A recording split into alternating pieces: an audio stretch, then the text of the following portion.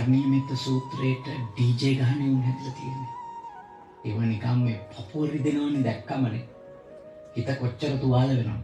ඒ කාලකන්ණි සමාජය හැදුනේ මේ අලුත් සංස්කෘතියනේ. පන්සල ඕනේ නෑ, ආගම ඕනේ නෑ, බණ ඕනේ නෑ, දානය ඕනේ නෑ, සීලය ඕනේ නෑ, මේ දහම් පාසල ඕනේ නෑ. ඕවා ඕනේ කියා ගියපු විශේෂයෙන්ම මේ 90 දශකයේ 2000න් පස්සේ නේද මේ ඇතිවෙච්ච අලුත් කාලකන්ණි සංස්කෘතිය ඉපදිච්ච මිනිස්සු. මේ මිනිස්සුන්ට මේක ජෝක් එකක් විතරයි. මේව ඇතුලේ මිනිස්සුන්ගේ හිත කොච්චර රිදෙනවද, තුවාල වෙනවද, ඒක කිසි වගක් නැහැ. කිසි ගාණක් නැහැ. එහෙම කරන්න, ඒ වගේ දේවල් කරලා සතුටු වෙන්න පුළුවන් මිනිස්සු කොටසක් අපේ සමාජයේ හැදිලා තියෙන්නේ මේ වගේ වැඩසටහන් වලට hina වෙන සහ මේවා වැඩකට නැතිය කියලා ප්‍රතික්ෂේප කරපු අය බලවත් වෙච්ච ඉඳා. නැත්තම් එහෙම වෙන්නේ නැහැ.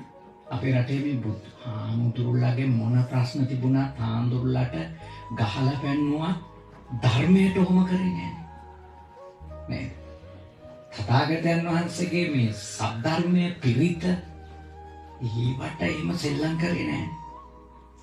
ඒවත් විකෘති කරන මිච්ඡාදිට්ඨිකයෝ ටිකක් බලවත් වෙනවා කියන්නේ නේද? ධර්මයටත් වෛර කරන, ඒක සමච්චල් කරලා ඉවර කරලා දාන්න ඕනේ කියලා හිතන විද්‍යා දෘෂ්ටිකයෝ බලවත් වෙනවා කියන්නේ ඒක සුළු නෑ පින්වතුනි. ඒ සාසනිකව ගත්තොත් මහා අනතුරක්. හාමුදුරුවෝ කේන්දර බලනවා, හාමුදුරුවෝ ඕනියම් කරනවා.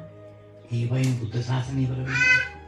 හැබැයි මේ ධර්මයේ විකෘති කරලා විනාශ කරන්න ගියොත්, ධර්මයේ සමච්චල් කරලා අතහැරලා දාන්න ගියොත් එතනින් බුද්ධ ශාසනය